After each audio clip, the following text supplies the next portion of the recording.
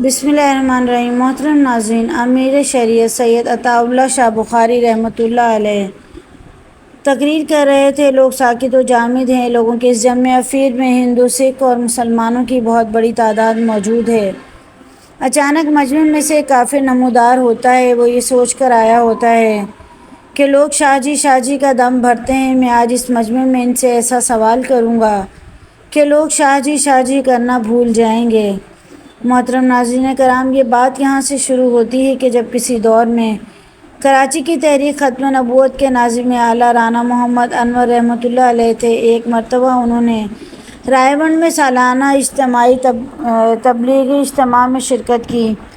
واپسی پر وہ اپنے عزیز کے ہاں لاہور میں ٹھہرے، جہاں ان کی ملاقات ایک سید صاحب سے ہوئی جن کا نام سید افتخار شاہ صاحب تھا۔ باتوں باتوں میں افتخار شاہ صاحب فرمانے لگے، ختم نبوت کے مسئلے میں جتنی قربانی سید عطا اللہ شاہ بخاری رحمۃ اللہ علیہ نے دی ہے، اس کا بیان کرنا مشکل ہے۔ رانا صاحب چونک اٹھے اور فرمانے لگے، افتخار شاہ صاحب، کیا آپ امیر شریعت سید عطا اللہ شاہ بخاری کے بارے میں کچھ جانتے ہیں؟ رانا صاحب کے اصرار پر افتخار شاہ صاحب نے اپنی زبانی یہ واقعہ کچھ اس طرح بیان کیا ہے۔ وہ فرماتے ہیں کہ ایک مرتبہ شاہ جی ریاست پٹیالہ میں تقریر کرنے آئے۔ اس وقت میری عمر 18 برس تھی۔ میں شاہ جی کی تقریر بڑے شوق سے سنتا تھا۔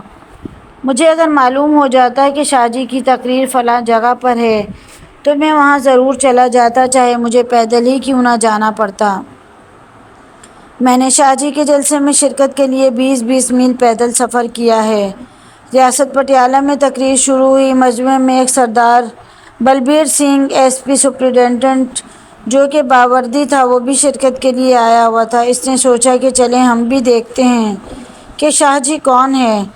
ایسے ہی لوگ شاہ جی کہتے ہیں۔ آج بھرے مجمع میں ایسا سوال کروں گا کہ لوگ شاہ جی کہنا بھول جائیں گے۔ اس لیے اس نے ویسا ہی کیا اور اسٹیج پر چڑھ کر شاہ صاحب سے سوال کیا، شاہ جی میں نے سنا ہے کہ آپ سید ہیں۔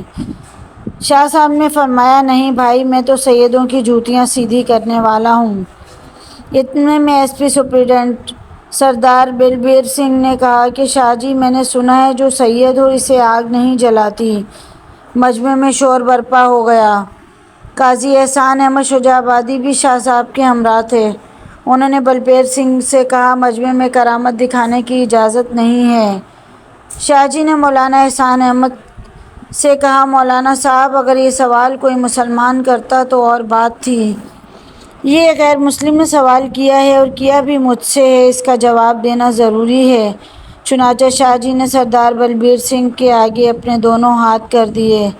اس نے اپنے ایک محافظ سے کہا کہ آگ لے کر آؤ۔ وہ آگ لے آیا اور اس نے آگ سے دہکتے ہوئے انگارے شاہ صاحب کے ہاتھ پر رکھ دیے۔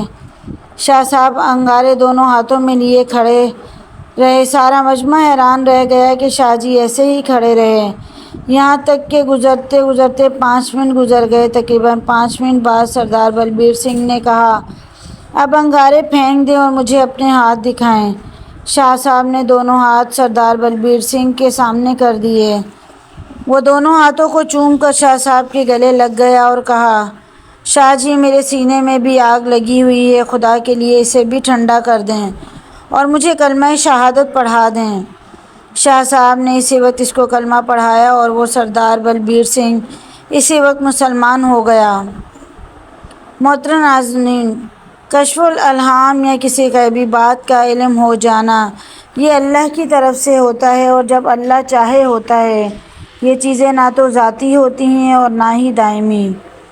جو لوگ اس دنیا میں اللہ تعالیٰ کی مقرر کردہ حدود کو پار نہیں کرتے اور اس کی ہر بات مانتے ہیں، تو اللہ تعالیٰ بھی اپنے ایسے بندوں کی ہر بات مانتا اور ان کا پردہ رکھتا ہے۔